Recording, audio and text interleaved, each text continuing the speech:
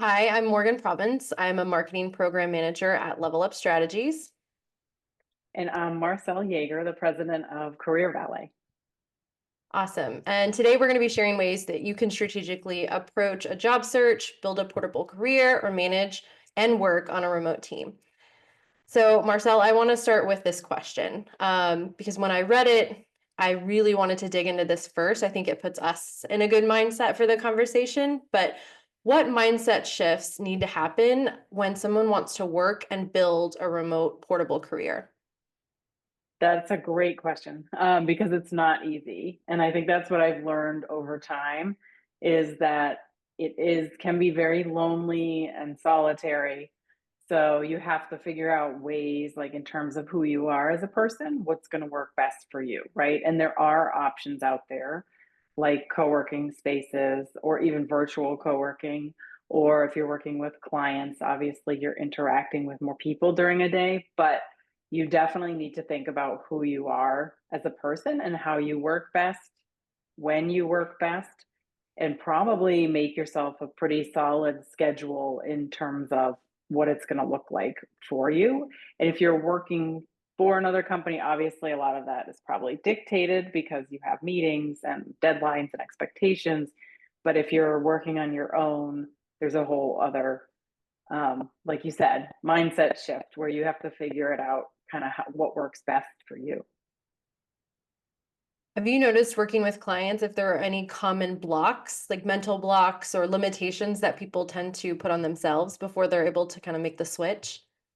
Yeah, that's a great question. I'm noticing that a lot. And actually, some people have even told me that they want to go back to the traditional workforce or they're not happy if they're working in a company in house already, they're having trouble figuring out how to do it without being hybrid or without being in an office and prefer to be in the office more days a week to be in front of people. So I think it's actually more common than we realize. So strategies I've seen people do has really been to, even if their company doesn't require like, you know, even a couple of days a week in the office, they're going in. And I'm seeing that not just with young folks, but also people more mid level, senior level in their career. They're starting to go in the office more. Um, so I think there really is kind of a big divide between these two types of people who really prefer one way or the other. So in terms of like other strategies, I think one of the best things I've seen is that if you are primarily working remotely and making that change, is you really have to have a space, number one, where you work every day. And yes, you can move around, but to start, I think you have to have a dedicated table or desk or something where you have your Yeah, computer. It's like your zone, right? yeah.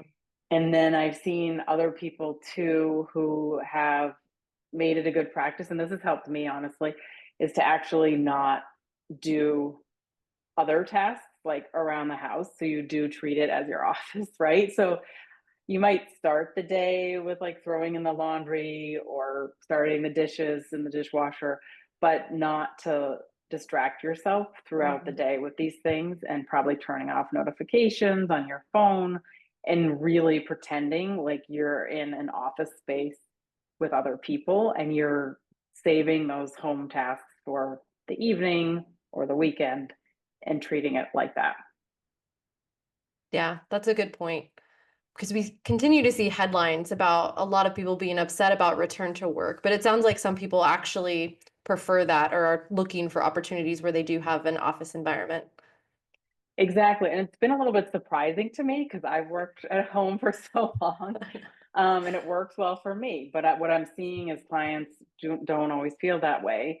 And another reason, right, is that everybody's personal circumstances are different. Hmm. So I think employers need to remember that because you have people who are single parents and they have to pick Hmm. up their kids at a certain time or take someone to a doctor's appointment, right? And they're some people need the flexibility and some people don't and can be in the office, right? So there has to be like some sort of agreement on what works best for everybody because I think that's the way you're going to get the best out of your employees is to make sure that you understand their needs, they understand yours, and you come to Yeah. some kind of an agreement.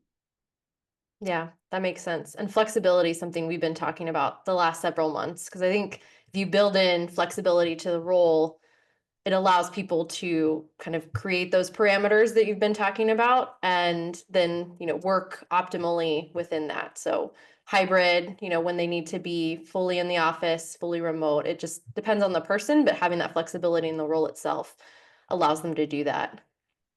Exactly.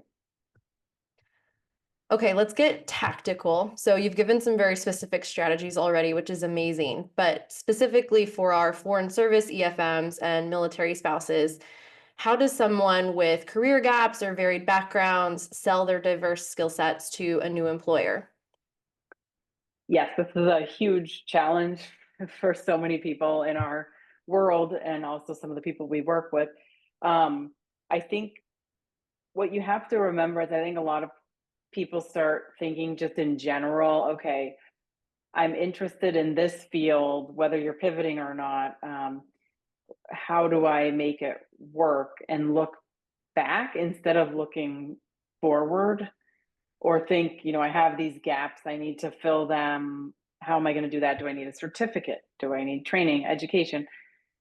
And to me, what I've found is that it's more important to start, number one, talking to people who are in that field or have the job you're interested in. So maybe they work at an embassy, or maybe they work in the civil service, or they work in a private company, as a technical program lead, whatever it is. Start talking to people because I think people get bogged down and they start Googling Yeah, and thinking like I'm going to find it online, and you can, but you don't know if the information is accurate, right? yeah, So the best source is actually people who have these jobs, and you can find so many people on LinkedIn that are willing to give advice, willing to talk to you, because they like to talk about themselves. So, you can reach out and find a lot of people through people or even blindly reach out and tell someone about your pivot and ask if they can have a brief chat with you. That's the best way I've seen people navigate figuring out, like, do they really want to like fully pursue this next thing or not? yeah, Um, because you can the way you think about these transferable skills, that's, I know that was about gaps more, but when you're talking about transferring skills, and if you have the right skills that will transfer, looking at talking to people and then looking at what the qualifications are for jobs is super important, because you have to speak their language in terms of mhm, how you present yourself, right, and your brand. So if you're looking at the list of qualifications in a job description and it's like, experience presenting to C-suite leaders or executives, then you have to come up with examples in your materials, in your resume, in your LinkedIn profile, cover letter, of where you've demonstrated those things. And so even if you haven't directly done that, you need to think about, okay, what skills have I exercised that are somewhat close to that, right? Like maybe you yeah. haven't presented to an executive, but maybe you've presented to a different group or your team or peers, at work or in another capacity, in a volunteer capacity. Like there's a lot of flexibility in how you describe how you've done those things, but you have to align it with the types of roles and jobs you're targeting, if that makes sense. Yeah, that's a good point. And I think it's also important to remember you don't have to think of it linearly. So, you don't have to have every qualification in that last role as you're talking about it. You can speak to 2 jobs ago when you did speak to executives and, how that helped you build this skill. And then, my last role helped me do the sales piece. You can start to like tell that story yourself and demonstrate how the 5 different jobs you've had over the last 10 years actually built you into the person now to do this one role for you, for this organization. Yes, and I think that I've noticed a lot of clients do that, and they, like you said, it could be from a past job. It's absolutely true. But it could also be from, like I said, volunteer work or even a Hmm. school experience, right? Like Yeah. presenting a thesis or defending something or doing a consulting project. I often find that clients forget that they've done something until they really sit down and think about it. So Yeah. yeah, absolutely. Do not limit yourself to your current job or the very last job you had. It could come from anywhere through any of your experience. One of the things I love most, following your company and some of the things you do, it's not just getting a job, it's also getting a promotion. So can you talk a little bit about ways you help clients get that next role or get that pay increase, essentially level up within the organization they're already in? Absolutely. I think that what's what holds a lot of people back is that is a lot of mindset, right? And so sometimes we just don't ask for the things we want, or we aren't ready to ask for those Yeah. things and don't have the confidence to. And when people go through our process, we ask very specific, like customized questions about their work history and aligned with where they're trying to go next. And that really helps people see, like, we've had comments like, I had no idea how far I'd come in my career, or that I was capable of these things, or I forgot that I did all this great stuff. And so, even just that process of reflecting on what you've done, like, and really taking the time, because almost nobody does this, to sit back and think about what you've done and achieved, is what gives you the confidence to move forward and get that promotion or ask for what you want. Um, and so I think that's the first step, is because you have to come in with that belief in yourself that you can do it, and see what you've accomplished and your successes, big or small. And then the next thing is, really, I always encourage people, especially even if you're not just starting out in a new job, but if you've been somewhere a long time, you can still do this, which is make sure you're having some kind of a review with your employer. So, Mhm. well, if it's not formal, that's okay, but you should ask for some kind of a performance review at a certain interval, whether it's 6 months or 1 year. And even before that, make sure you have a set of goals, right? You want to have a set of goals, like, written down, that you're going to be assessed against, and then have that informal or formal performance review. Even if you're in a small company, it can still happen. Um, and the reason is that if you have these goals and you're working toward them, and then you have this meeting and show, okay, I've done 1, 2, and 3, and now I'm working still on 4 and 5, that's going to help you get that promotion or pivot and get a different job within the organization, right? And too many folks rely on bosses seeing that they've done the great work. And I Yeah. think, yeah, right. This has been a conversation for many years, but still we sit back and we think, well, I've done this great stuff. Like, the clients notice, my boss is going to notice, or whatever, or my peers in my 360 review. But I truly think that the best way, and this has been my experience working in-house as a consultant, has been, you have to literally, like, show the data Yeah. to your boss. Don't wait for somebody to do it for you or to Yeah. recognize you. That's a good point. Similar to how when you reflect on your own accomplishments, you realize how much you've done. You know, your manager has to do that for multiple people. So they likely forget about different things or just don't even see some of the work that you've done in the past. Exactly. And if you don't, I mean, you have to be an advocate for Mhm. yourself, right? There are some people who are lucky and even tell me, like, I have just been really um, lucky throughout my career because I've had people who've advocated for me, or mentors. But in my experience and in what I've seen with clients, that's very rare. So it does behoove everybody to, again, like, have those goals written down, set up an actual meeting where it's just about that and not Yeah, anything else, right? Don't make it the end of a conversation. Don't make it I like know. the first 10 minutes of a conversation about clients or your work.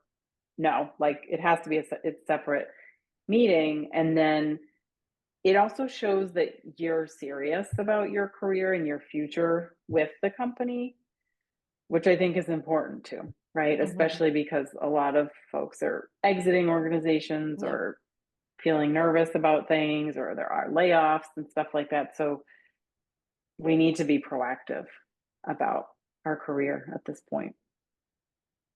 It's a great point. Be your own advocate, be proactive. I like it.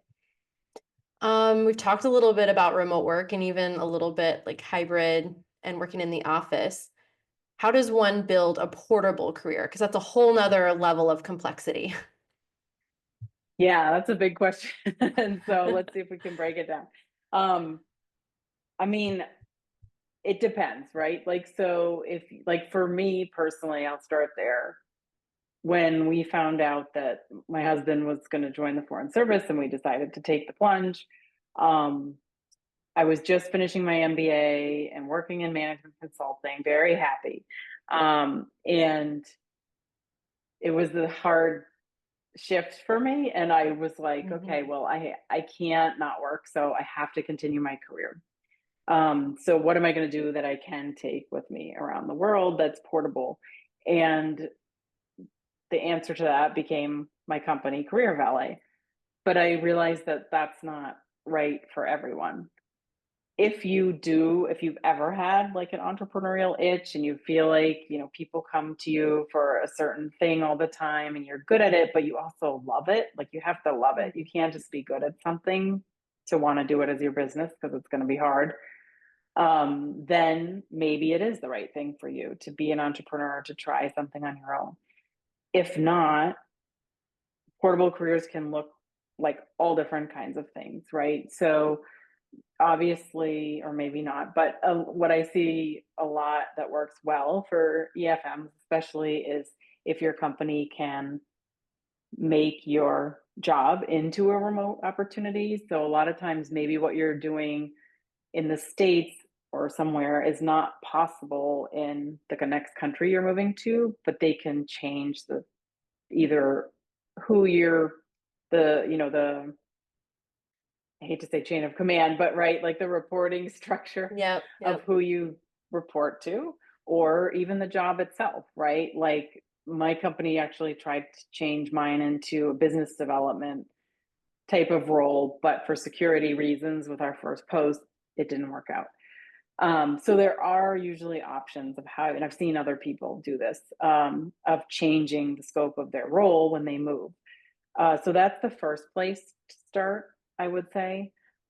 If that's not a possibility, then really thinking about, okay, is there something else? Like, could I become a consultant? And maybe I have former colleagues or clients, and I could just have one or two clients to start and do marketing work or, you know, HR sourcing, I mean, talent sourcing, HR work, whatever it is that you do. That's another option that I've seen work really well for people because you really don't need that many clients to start, right? And if Yeah. somebody trusts you and likes you, that can carry you for years even. I've seen that happen. Um, and then in terms of like, I mean, I guess that's a whole other question, right? Is if it's not portable per se, but if you're feeling like you have to change every time you move, Yeah. then what a lot of people do, of course, right, is like work in a mission at an embassy. And I find that, which is portable in and of itself, right? Because it's like you have to change every time you're moving. But that does work well for people. And I will just add quickly that if you do that, I have seen people very successfully then, like say they go back to the US, find jobs, whether in the private sector or the public sector. Yeah. There are different pathways, which is nice because everyone's situation is different. Yeah, totally different pathways.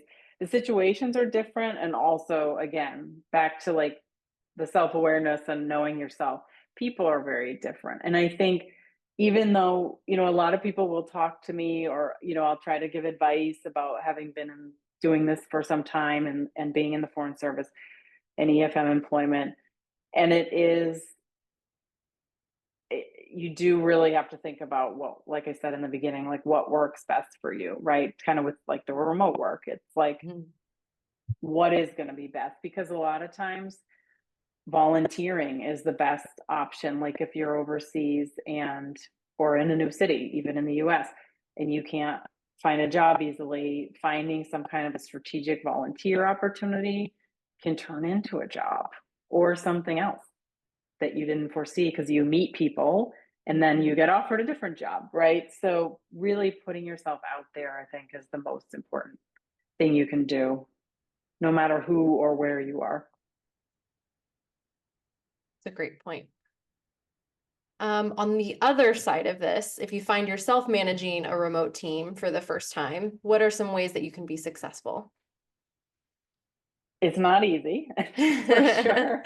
It's taken me years to kind of figure it out, and watching even like clients doing this, they'll come and just tell me about their struggles doing it, right? Just from accountability reasons, and just making a team feel cohesive is one of the hardest things, right? So in the last few years, personally, I've invested a lot in making our team much more um, closer and just like feel like a team and not just a group of freelancers. Because I know that's a complaint a lot of folks who are working as freelancers have about employers. And I think it's honestly not as complex as one might think.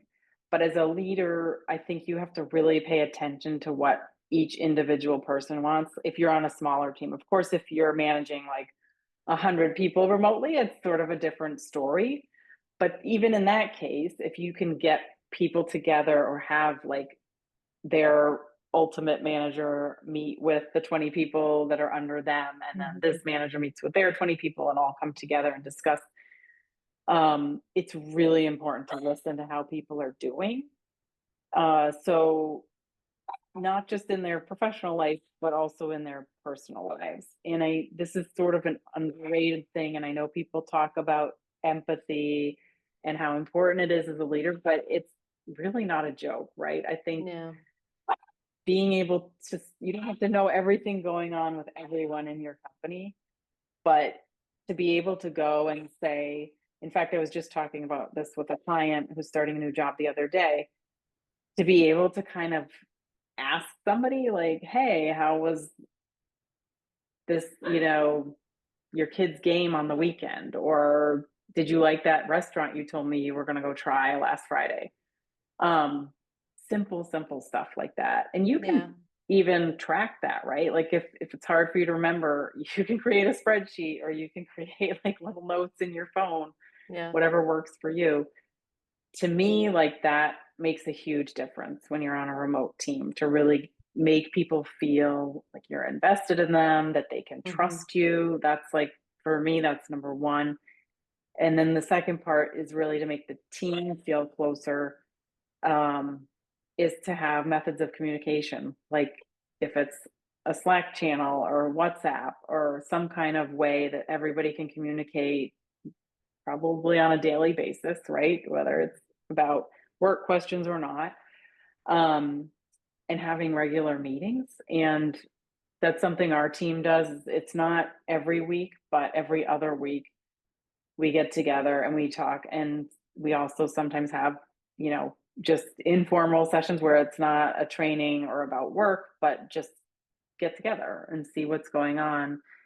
Um, has really been transformative, so that people feel connected and like they know each other. And also, of course, professional development is a big deal as well. And I've underestimated that for a while. And then I just realized in the past year or two that it's important, because I think it's something we forget, especially working remotely. It's not like you go to a room and you bring in a trainer and you get, you know, to learn something new. So remembering that that also is something you can invest in is important, to make people feel like you care about them and you're with them for the long haul. What you're saying rings completely true. I think it's about intentionality, because we also have an every other week meeting. We try to do like quarterly meetings where we bring someone in for professional development just to change it up. We have a WhatsApp channel, or a WhatsApp group rather, where, sometimes it's updates, but sometimes it's sharing an Instagram reel that we know someone will like because they're really into books, just funny things too. It's just getting to know them as people and not just as other remote people on our team. Yeah, and I think people know that intuitively, but Yeah. actually putting it into practice is different. And so and it might not come naturally, right? Like when I come to work, and I know even some of my teammates are this way too, it's more like you show up to do the work and then you're done and you're like, you clock out and it's all done. And you just put on your professional face. But so it can take a bit of work to like try and really make sure that you're in doing these things and you're asking people about how they are, or like you said, like sharing different things you've done, what you did on the weekend, or a recipe, or the book you're reading. We try to do the same thing. And sometimes it's like, oh yeah, I need to ask, what's been going on. But it really, really makes a difference. I agree. Lots of those small interactions build up to strong relationships. So we talked a little bit about managing and building team culture when you're working remotely. How does a major transition like a PCS play into that? Yeah, so we just we just did that ourselves this past summer. So it's still on the mind. Um, and something I learned about myself this time, and I don't know if it's like getting older or having it done it many times now, and I'd love to hear your thoughts, Morgan, as well, is whether is to like give yourself more space. Like, and I am still not good at that. Like I block my calendar, I don't take like, new client calls for a certain period. I really try to make the space for it for like for months, even months before. I'm thinking like, okay, when it actually happens, like what do I have to do to my calendar to make sure I'm not going crazy or trying to work on a box when everything's gone. Um, and it's very hard to do. And so this time, I guess what I'm trying to say is I learned I need like several days to recover after the actual pack out, because you forget about all the time you've spent and energy pre-pack out, right? So when the actual pack out day comes, you're like, well, there's movers moving the things and packing, so I'm free, like it's going to be easy. But then there's this exhaustion that sets in, right? So next time, I think at least 3 days, I'm gonna just totally block out after that and not expect myself to do anything substantive, right? Except just relax and catch up with my energy, or take walks, something just to like settle myself. And then I've realized the same thing is true on the other end. Like getting to a post, I think, is the first thing. And then once your stuff comes, you have to do that again, right? Like forget about unpacking like everything at once, because I know I'm a person who likes to have everything settled, and for the kids, just get everything in place, but take those 3 days, like 2 or 3 days, whatever you need, to just kind of not expect anything from yourself. And the same is true for job searching. I mean, if you can do things, or even work wise, if you have a position, but if you, whatever you can do, if you are going to be looking for something new, if you can talk to people on the front end before you move, when you're still in your like stable, comfortable place that you've been for a few years, try to do it then. Don't try to do it during like home leave or during the pack out. And then once you get somewhere, also build in some grace and like give yourself, I mean, I was going to say a couple of weeks, but I think for most people it takes even longer. Yes, you can get out there socially and try to go to events and meet other expats or people in the embassy community. That's not a problem, but I think of it more as like, again, being open to opportunity, putting yourself out there, seeing what comes, and not trying to force yourself to make things happen right away. Um, yes, be on the lookout for job openings and whatnot. But again, I would do that on the front end and then give yourself time once you get there and not expect it of yourself. It's so true what you said though. And I feel like, especially on our team, we'll have people who will say, oh, I just need a week. It's like, no, you actually probably need a month. Schedule yourself off for a month. And then, beforehand, all the prep that you had talked about is really important. And then also just fully handing off what you have to someone who's going to support you while you're out, prepping your clients ahead of time so they know you'll be offline during those times. Here's who you can talk to if you do need some help. So it's just fully expecting to be out for 4 weeks, let's say, as a guideline, plus or minus some days, and then just being present for the actual move, so then you can be present when you jump back into work, because it is hard. It is really hard. And thank you for saying that. That is something that is important if you do have somebody to hand things off to. I definitely did that this summer during the pack out and home leave.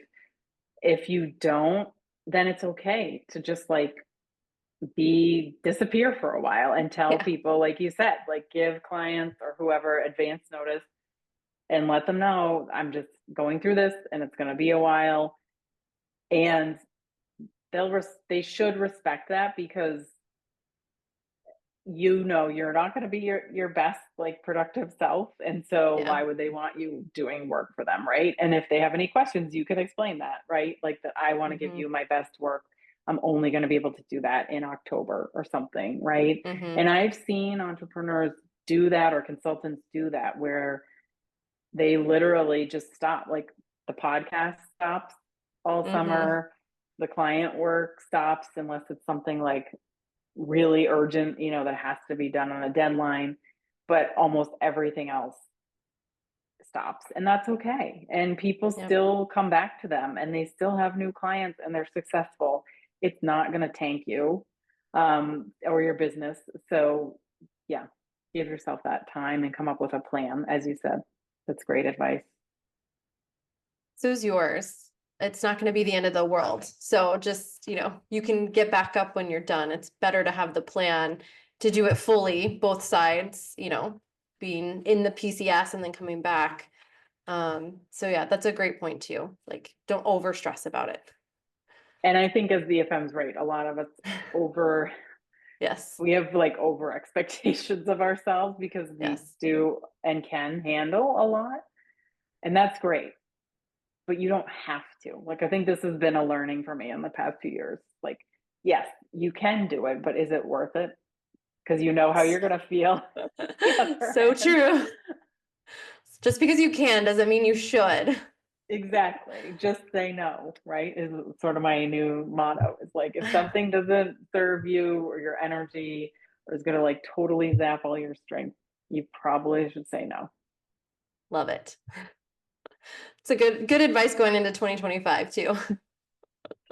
Exactly. I literally wrote it down because I need to do that in terms of like even setting boundaries at work, Mm-hmm. right? I think it's important for all of us. And back to the remote work, Mm-hmm. talk, like I think a lot of us don't, and it's part of American culture, unfortunately, right? Like it's very hard for people to say no, Yeah. and to set those boundaries, but it's super important. Yeah, I agree. Anything else you want to cover or ask? I guess just our team's been talking a lot about like the future of work and Mm. what you're seeing. Is there anything that you're seeing from your space in terms of like things that are changing, or with employers, or with hiring and things like that? Yeah, I think there have been several big shifts over the last couple of years. COVID obviously pushed a lot of companies to improve their remote, opportunities and flexibility, which is great. It accelerated it, I think. I think naturally we were going that way.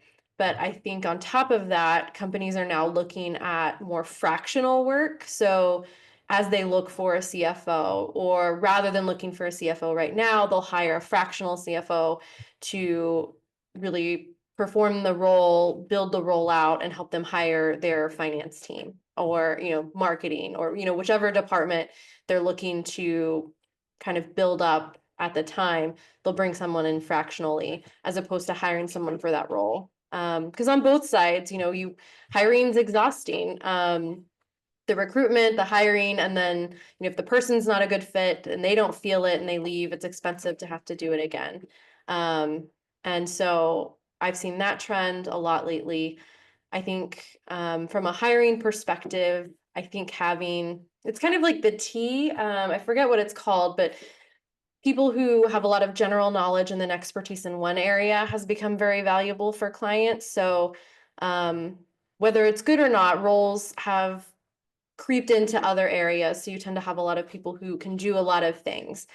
And so that's where some of the transferable skills come in handy, because if you've done a wide variety of different things, you've either had experience doing them, or, I know quickly how to learn how to Google and do that. I can obviously do that because I've done something similar. And so from there, they do the role, and as they grow with the company, they become a manager, gain some expertise, and then they look and lead, other people who are generalists. So I think it's a really good time for EFMs and military spouses to be able to use their transferable skills, because companies want people who are adaptable, who are quick learners, and who can kind of integrate into a culture quickly, which is what we do every 2 to 3 years. So it's nice to see that employers are more and more appreciating that type of professional on their team. That's really good to hear, that you're seeing that more, because I think it is encouraging. And with job descriptions even becoming less about education and more about the person, that aligns with what we're seeing as well. So I think that's great news, that there's going to be a lot more opportunity for people. Yeah, I hope so. I'm optimistic. Yes, me too. Anything I didn't cover? Anything else? I don't think so. I think we covered a lot of ground. It was a great conversation. I know. I really appreciate it. Again, thank you for coming on. And I think there's a lot of actionable things that people can take from this and move forward, whatever it is they're looking to do next. It's a good time too, because we have a lot of people transitioning this summer, to the next post. So Yeah, even now I'm seeing people coming in and yeah, out, and it's the beginning of the year, right? And so yes. hiring has started up again. I think things had kind of fallen off in the fall, and then I saw in even November, December, things started to pick up. So if you are looking for new roles, it's a good time to be doing it. If someone wanted to work with you and Career Valet, what's their first step? How do they find you and get started? Yeah, the first step would be to go to our website, careervalet.com. And on there, I mean, there's a lot of information about what we've done and client testimonials, but there is a place where you can set up a complimentary call with me to talk through your background and what your goals are. And that's the best way to figure out if we could work together. And if someone's looking for consulting, strategic planning, or staff augmentation, which is like fractional work, they can schedule a free discovery call with our team. If you go to levelupstrategies.com, which is LVLstrategies.com, you can book that online.